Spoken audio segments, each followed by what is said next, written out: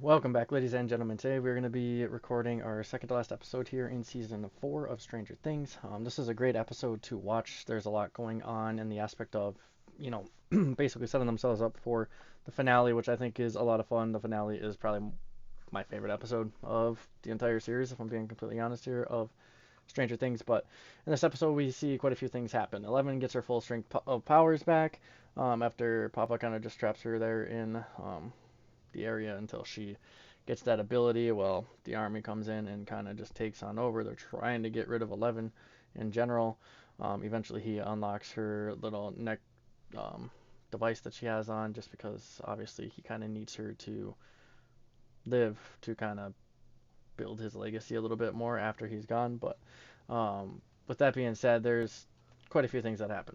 See 11 get out and escape. She meets back up with Will finally after what 6 episodes of not being around Will, or 5 or something like that. And then, or not Will, Mike. And then aside from that, we see Eddie and them all gathering up to prep for a battle. They steal an RV, which has one of my favorite scenes in the entire series of him looking over at Steve and telling him he's going to be the one driving. I just find that scene just funny. It makes me laugh every time. It's a great scene.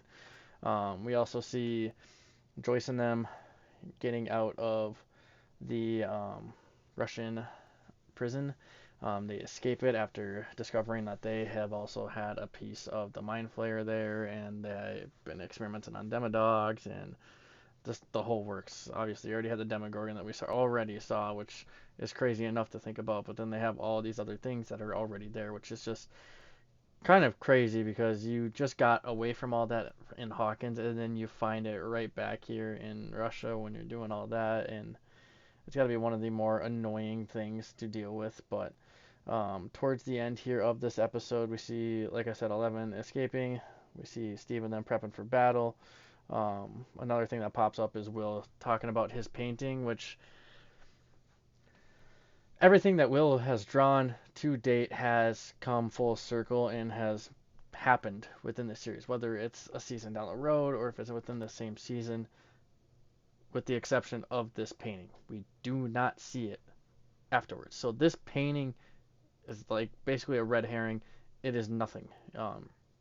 Obsolete. We thought something would come around in season 5. It didn't. They didn't follow through. So that part kind of sucked. But other than that, it's just kind of typical story building. Yuri's trying to stall a little bit, and then eventually Enzo gets through to him.